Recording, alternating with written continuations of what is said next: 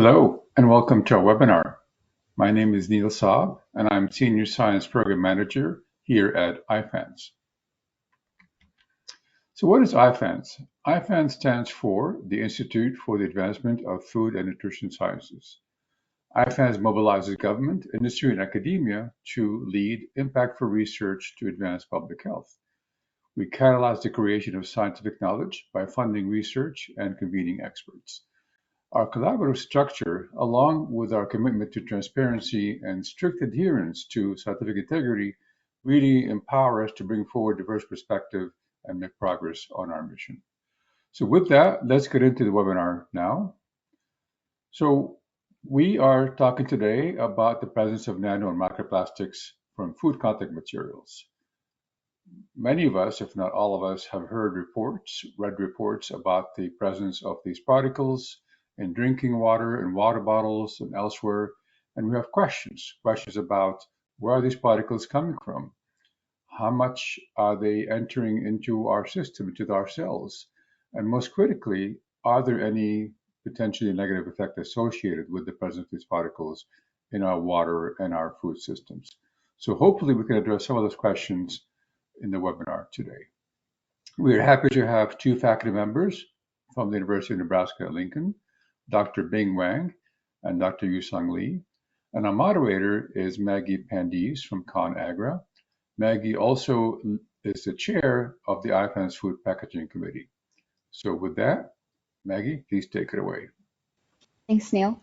A bit of background about our presenters today. Dr. Bing Wang is a food safety risk analyst specializing in addressing microbial and chemical food safety issues. She's currently an associate professor at the University of Nebraska-Lincoln Food Science and Technology Department. In addition, she serves as an expert advisor in the joint FAO-WHO expert meetings on microbial risk assessment and is an appointed member of the National Advisory Committee on Microbial Criteria for Foods of the United States. Dr. Yusong Lee is a professor in the Department of Civil and Environmental Engineering at the University of Nebraska-Lincoln and is co-editor at the Vados Zone Journal. Her research focuses on understanding the fate and transport of contaminants in water and the environment. With that, Bing and Yusong, I will turn the presentation over to you. Thank you so much, Maggie, for the introduction.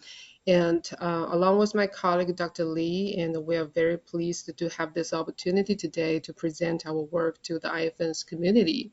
And today we'll focus our research on the nano and the microplastic from food contact containers. So before we go into the presentation, I want to give you a little bit of heads up because Dr. Lee's slides and my slides are very integrated. So during the process, we're going to rotate to present. So hopefully the setting won't be too disturbing to you, but I believe the way we present is a very good reflection about the multidisciplinary work in our team. And also I do believe this type of work is required for studying this topic. So first, please allow me to introduce our multidisciplinary team at UNL and also the UNMC, the Medical Center. So in addition to Dr. Lee focusing on the migration of the plastics and myself focusing on the human health risk assessment, and we also have researchers dedicated to advance the detection method of the plastics, and also the researchers from the materials engineering to focus on evaluating the impact of the manufacture process on the release. And also we have the social scientists to evaluate the individual and also the community factors on the use of plastic materials. And of course, we also have the toxicologist from the medical center to work on the health impact. And equally important, we have the scientists in public relations and also extension specialists that can help us to translate our research into the related stakeholders. So in today's presentation, you'll be hearing 4 parts. We're going to start with a brief introduction of the nano and the microplastics in the food web. So throughout this presentation, we're going to use the acronym NMP to stand for nano and the microplastics. And you will also sometimes see we use MP or NP. And following that, we'll be focusing on the research progress conducted at the UNL. And it is an ongoing project, but here in this presentation, we're going to focusing our research about the migration of the plastics from the containers to the infant and the toddler food containers, and also the health implications. And also we'll be navigating the current understanding about the studies in this field focus on the release of the particles from food containers from the literature to identify some data gaps. And then in the last part, we're going to touch the human health risk assessment to see what we know, what we don't know at the current stage. Do we have enough information to conduct a thorough human health risk assessment for the plastics? Okay, so first is the part one, the nano and the microplastics in the food chain.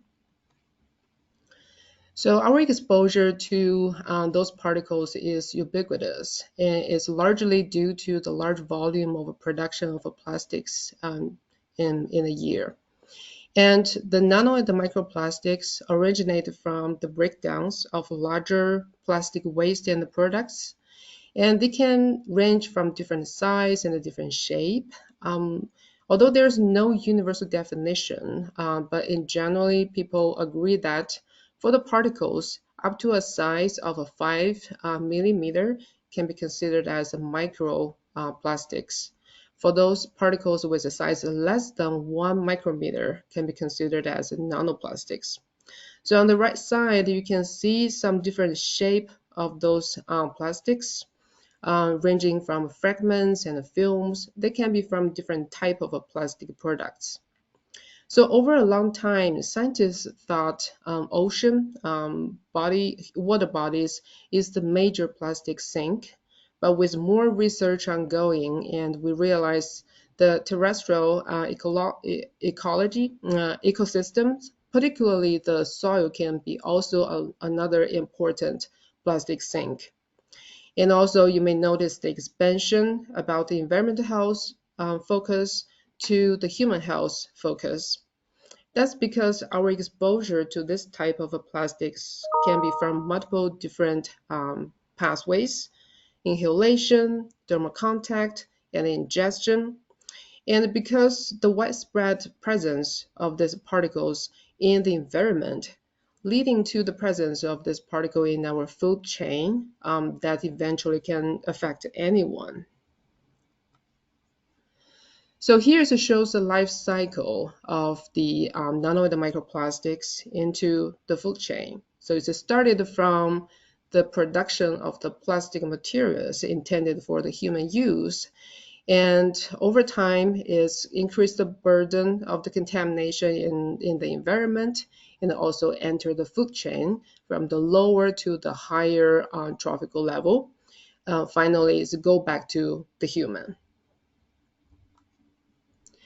There are some studies showing the evidence that evidence about the presence of the nano and the microplastics in the food chain, and here I show some examples. For example, people have detected the microplastics in fish and in tap water and bottled water and also the table salt. But how about the impact on the human health?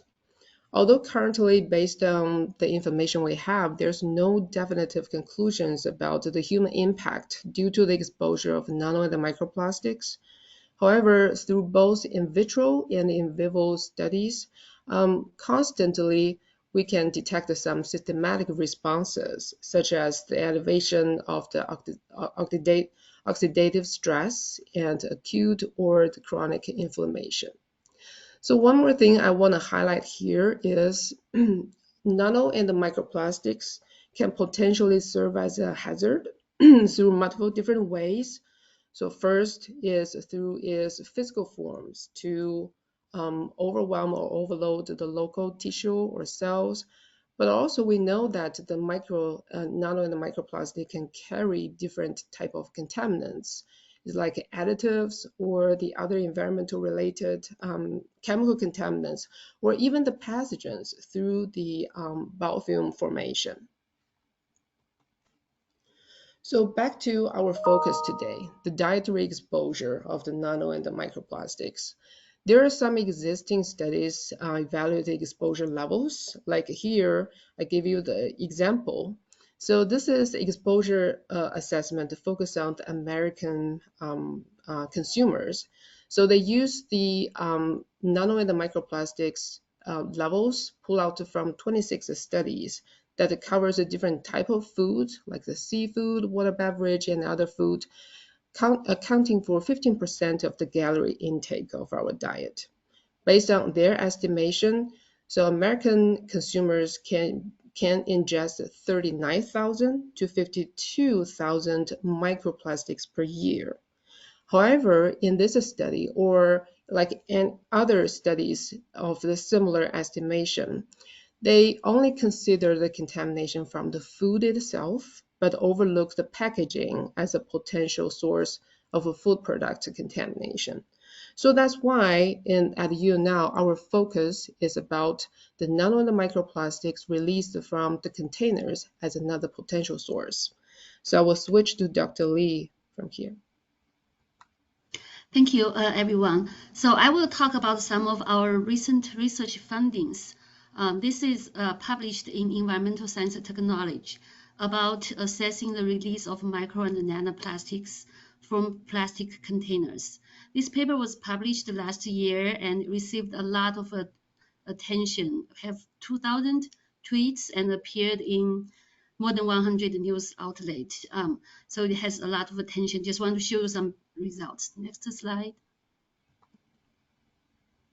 So before I start, I want to focusing on the different plastic types, particularly those has applications in food packaging. Going from the left to the right, the first one, you probably heard about PET. So this is the type of the plastic that has been widely used in water bottles, beverage bottles. They are very durable. They are very, the clarity of it really attract a lot of usage. The second one, HDPE, is a type that largely used, you would say, in large milk bottles. They are also very they're stable, and the duration is really good. The third one is called LDPE, and this is a type that you would see when you do people use that to wrap bread bags. They are flexible and very light. Sometimes when you drink a coffee, the coffee cup, which is paper cup, and it always have a LDPE film inside to prevent the leakage. The fourth one, polypropylene or PP, this is type of the plastic that widely used in microwavable food containers. A lot of us have that at home. It's heat resistant and it's microwavable.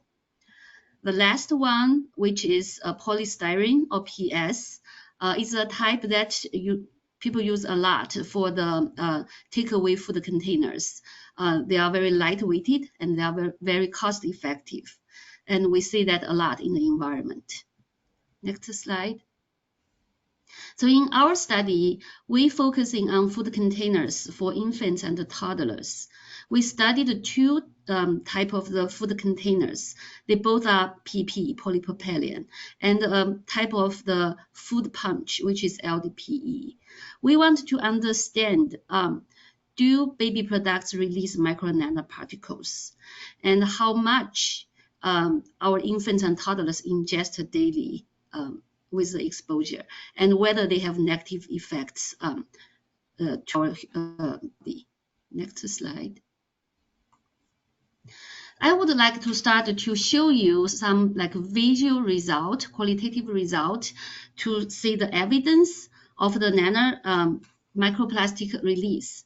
On the left is a video that we use nano pure water, and we observe it under the nanoparticle tracking analysis instrument, and you can see that it's very clear, and you see a little, but not really any nano particles. On the right side is the water, same nano pure water, but we put it in a food container and microwave it for 2 minutes. And then this is what we see under the nanoparticle tracking analysis system. And you can see a lot of particles.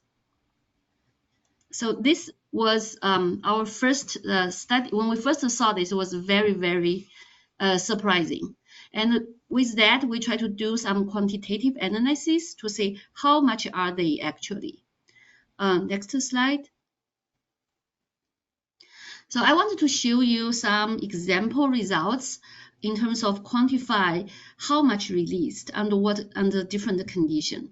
We did experiments under different condition, including refrigeration condition, room temperature, high temperature, microwave condition, and we did that for the aqueous food, water mainly, and also acidic food, something like, for example, some beverage or like different type of acidic food. So if you look at the y-axis is the number of microplastic released from 1 centimeter square of the food containers that we studied. And you can see that thousands to millions of microplastics are released. And the amount is impacted by food type. They are different for aqueous and acidic food. They are different in terms of the user scenario. Microwave heating seems release more, and the different food container materials would impact, which I don't show the data here, but we found that. Next slide. And we also try to look at the nanoplastic. So remember, Bing just said microplastic is in the range of from 1 micron to 5 millimeter. And this is nanoplastic is focusing on smaller than 1 micron. And we found the same trend, except that if you look at the y-axis, the number of the particle released per centimeter square is from millions to billions. It's orders of magnitude, 3 orders of magnitude higher than microplastic release. Again, they are much smaller particles. They might be more toxic based on some study. Next slide. So I wanted to show you some of our study to try to quantify the size. How big are they? If you look at the left figure, this is for the microplastic particles that are larger than 1 micron. And you can see that a lot of them are in the range of 1 to 2 micron, and they can be as big as 14 micron, even bigger than that. And on the right side is the figures for the nanoparticles, which are the particles smaller than 1 micron. And you can see they have very wide range. We have as small as 10 to 100 nanometer and all the way up to 1 micron. So the size distribution are very heterogeneous, spread out from 10 micron to tens of microns. Next slide. So after I show people the slides before, the video, and also the number, I always get a question to say, so what are they? Are they really micro or nanoplastics? Not necessarily everyone will believe that. So we actually try to identify it. So we use the water that we microwaved in a plastic food container and filter it through a filter. Left side is a clean filter. And after we filter through 300 ml of the sample that is water in contact with food container, and you can see the right, and it's that you can actually visually see something. And then we put it under instrument called using Raman technology, which is an instrument that can help us identify what type of the plastic it is. And we do find that they are all plastic particles. They are the particles that released from the food container. Next slide.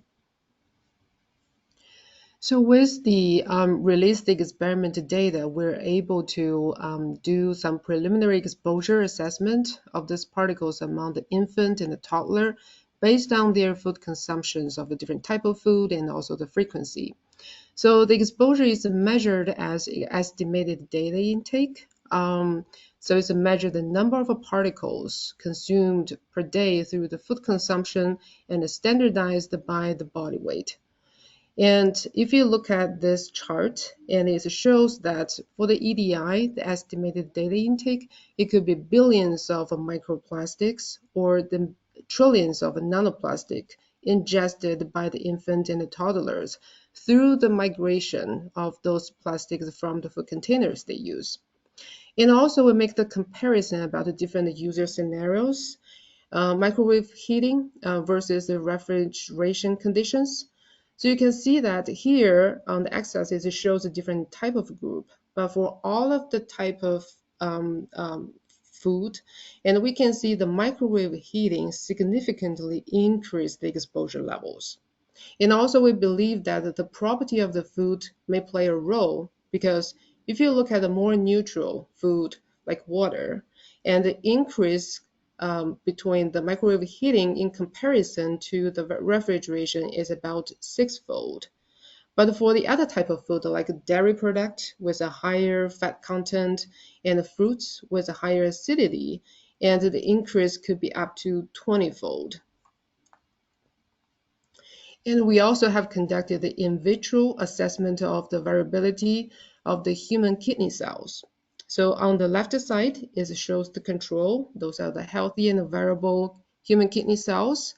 And on the right side, this is after the treatment of exposure to 250 microgram per ml of extracted particles. So one thing I want to highlight here, our study is a little bit different from most of the published study, is because we use the extracted particles that are released from the microwave heating.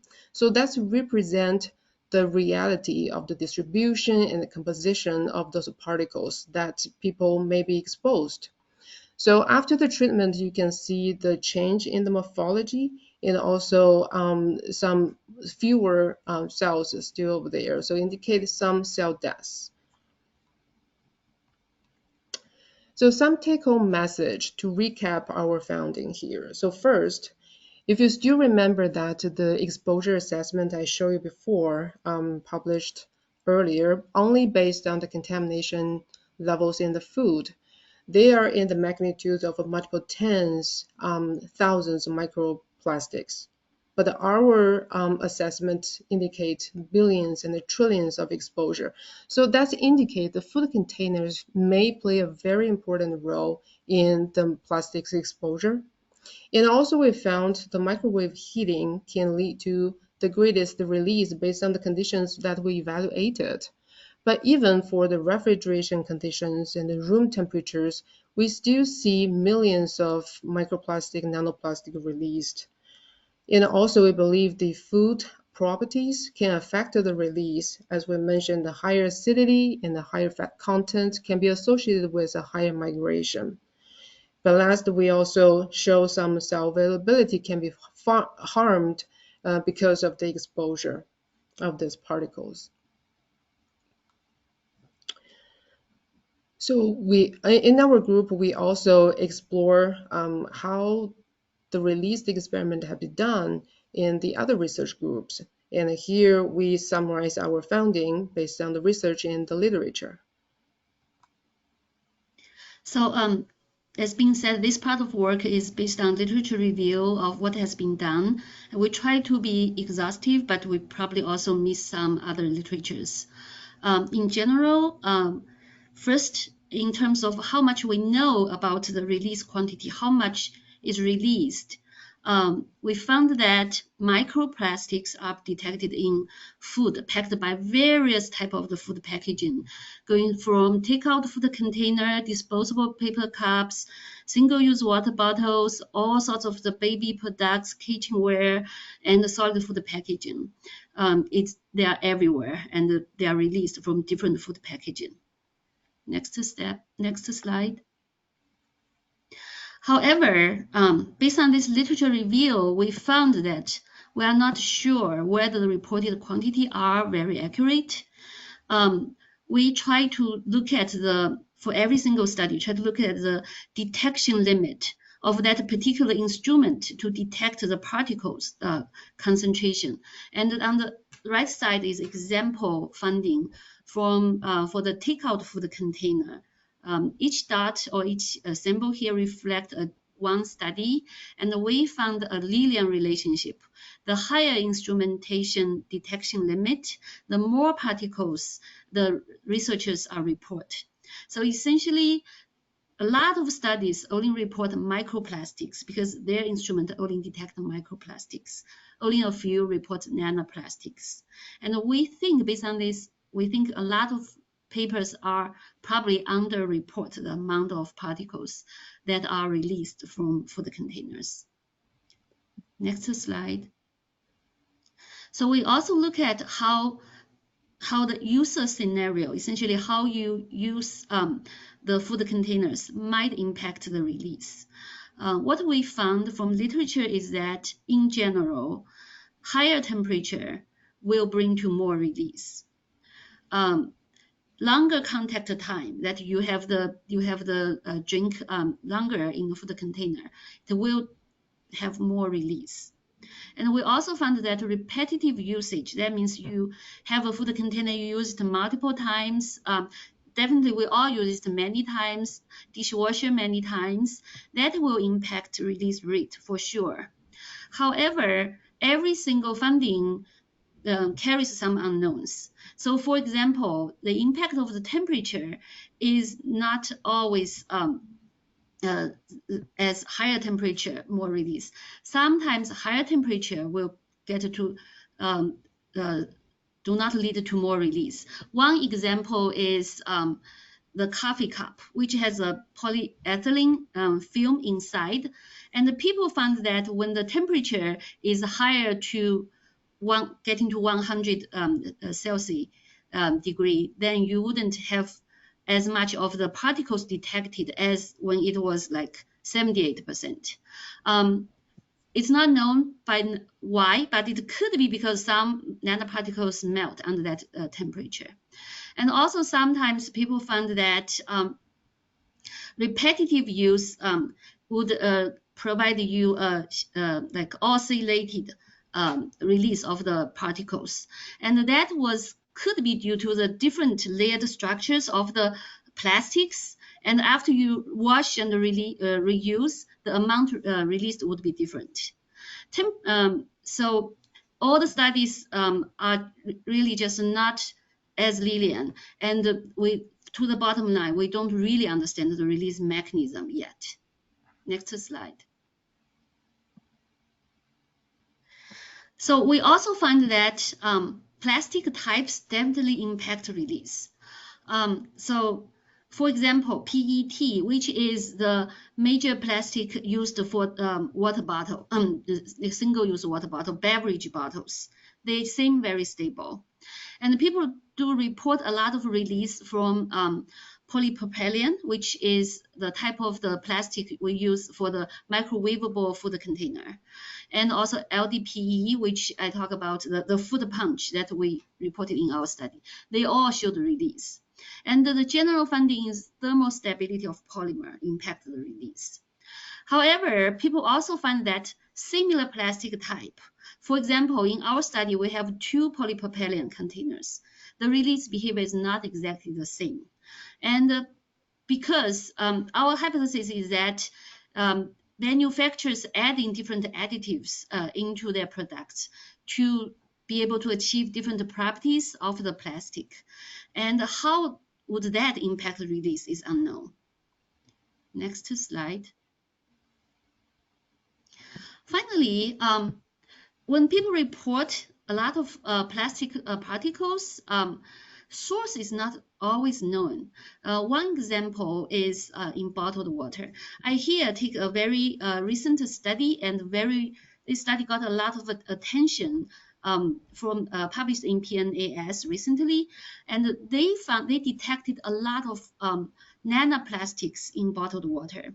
And the interesting thing is that if you look at those pie graph, each color represents each type of the nanoplastics. And essentially, there are various types of the plastics over there. They are not just the one that is same as the water bottle. So we don't know where those nanoplastics are from. They could be from the water from the beginning. They could be from the manufacturing or assembling process. And that is part we don't know. Next slide. So after hearing a lot of things from Yusong about the release of those particles from the food containers, so our next question could be, what does that mean to us, right? So what is a human health risk assessment doing in terms of this type of particles through the food consumption? So let's review some progress and identify some known and unknowns about this. So to address the human health implications, multiple different questions are very important to be addressed first, like how much amount of those particles is potentially ingested by the human through food, and what are the potential adverse health effects due to the oral exposure, and the occurrence of those effects can be influenced by dose, and what is the risk or the likelihood for us to having the adverse effect through our daily food consumption. All of those three questions can be addressed by three different steps of a risk assessment methodology, referring to exposure assessment, hazard characterization, and the risk characterization. So in the following slides, I will focus on step by step to talk about what we know and what we don't know. So first, exposure assessment.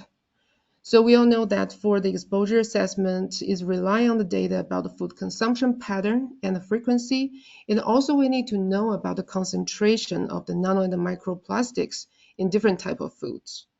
So in the United States, we have a very comprehensive data about the food consumption survey, that's the enhanced database.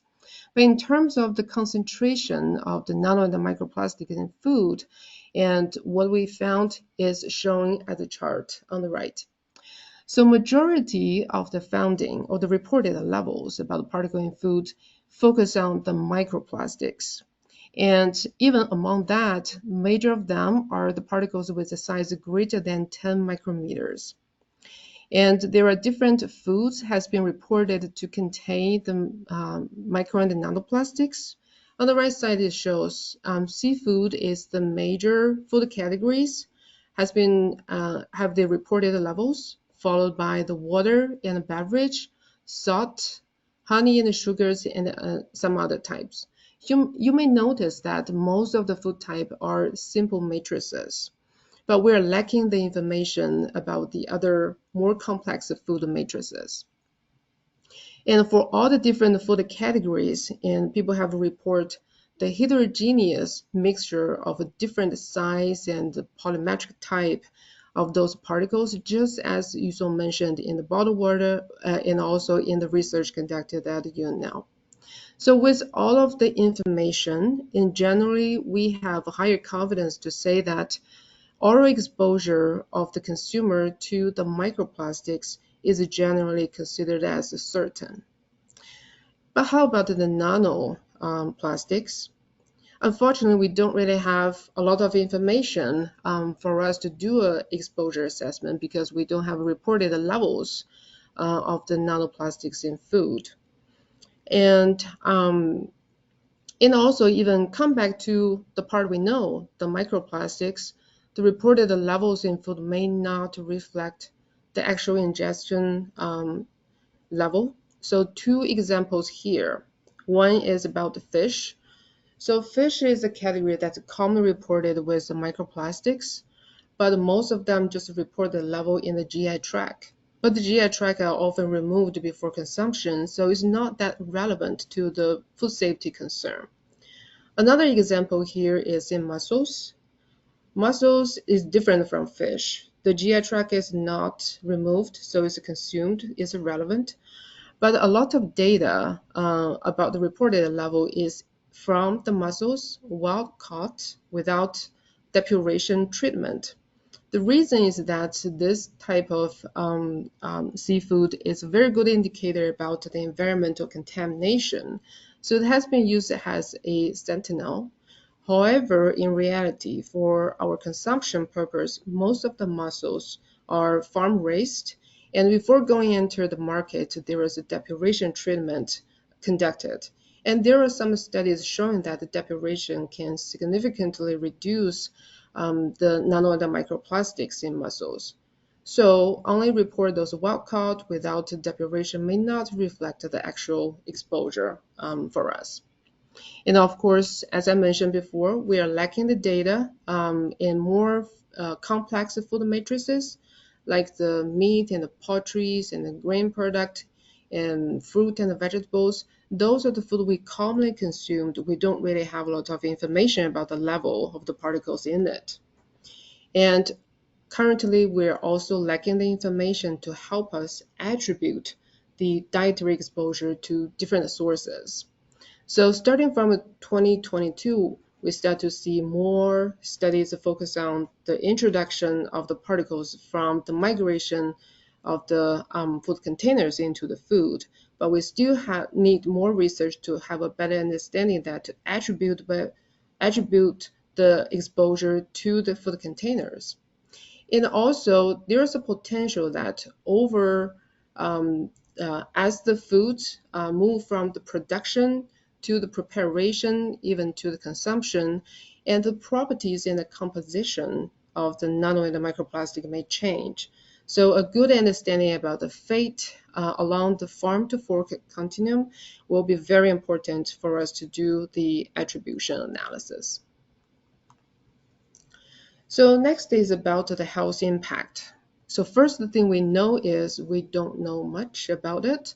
So there's a very limited number of studies in this field, but we still have some information summarized here. So in terms of the bio distribution, generally speaking, for the size less than 10 micrometers can be considered to be pass through the GI barrier. But there's still a small percentage of them can pass through.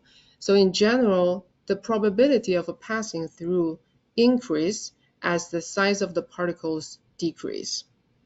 So in most of the toxicity studies, no matter is it in vitro or in vivo, so primarily using the model particles for one single type, polystyrene, which is the major materials used for the food container, takeaway food container. And their treatment is in relatively high concentration. So the actual relation to the human exposure is uncertain. But between both the in vitro and the in vivo studies, we generally observe consistent unspecific endpoint, such as the elevated oxidative stress and also the inflammation. Here, I want to highlight some findings from the in vivo studies because this is a type of study we typically heavily rely on for the chemical risk assessment. So most of the in vivo studies are acute or subacute, 28 days or less than that. So evidence as shows the effect on various organs and systems, although most of them are unspecific endpoints. But we also have observed some inconsistency in the findings across studies. And also for some studies, the documentation about the exposure level is uncertain. So overall, the quality of the in vivo studies is questionable. So we have a weak evidence about the health impact of the exposure in the in vivo study. So what we don't know is how about the biodistribution and the bioavailability, and are there any impact while the micro and the nanoplastic travel across the long chain of the GI tract? The particles properties and the composition will change. For that part, we don't have much knowledge. And of course, we need more studies to focus on the different biometric types other than the PS, the polystyrene. And also in the toxicity study, we need to be mindful to representing the heterogeneous nature of those particles because that's environmental relevant, right? So far, there's no dose response relationship. There's no threshold effective concentration being established. And also, as I mentioned, we're lacking the chronic studies, specifically like the carcinogenicity potentials without the 2-year long-term rodent studies is very hard to evaluate. And also, as I mentioned before, the particles can also carry the other type of contaminants. But so far in the toxicity study, we don't really have a good separation between whether it's due to the physical effects from the particle itself or is because of the indirect effect from the leached chemicals, contaminants that are carried from the particles. So without tracking or characterize those chemical contaminants in the toxicity study, that will be very hard to separate those two effects to totally understand the mode of action. So based on all the data gaps that we have discussed about the exposure and related effects, so conducting a risk assessment for the nano and the microplastics is still not possible, at least right now. But it's actually leading to a question for us. Is absence of evidence is equivalent to the evidence of absence? So I will lead the question to all of you, but I think to me, probably not. And with the increasing public awareness and also the risk perceptions, we do need more research in this field to drive or inform a science-based, evidence-based mitigation strategies and policy options. But last but not least, I also want to bring to your attention that we can be mindful about the whole picture of our exposure to the nano and the microplastics. So today we're talking about the food pathways, but we can be exposed through different pathways. So the source attribution of our overall exposure would be very helpful to assist the prioritization of the mitigation measures. So with all of that, I think that's all we want to share. And here are the list of the references we have been using throughout the presentation. And now we're happy to take any questions you may have. And also I have the contact information of Dr. Lee and myself, just in case that we won't have the opportunity to answer your question today. Thank you. Thank you for a very informative webinar. This is all the time we have today. So as we wrap up, I would like to make you aware that our Food Packaging Safety and Sustainability Committee meets regularly, and we have research in the areas of nano microplastics, as well as other aspects of food safety and sustainability. We have our next meeting coming up on the 25th of this month, and if you're interested in joining, by all means reach out to us at science@ifans.org. Also, I'd like to make you aware that IFANS is holding its annual Summer Science Symposium this coming June 4th and 5th here in Washington, D.C. at the National Press Club. It's a wonderful venue, and we have an exciting program covering timely topics in nutrition and food safety, and with a keynote speech by Jim Jones from the FDA. By all means, go to our website, learn about it, and register, and we hope to see you there. And last, we invite you to connect with us, collaborate, and help us catalyze science. And we thank you for your attention and have a good rest of your day. Goodbye.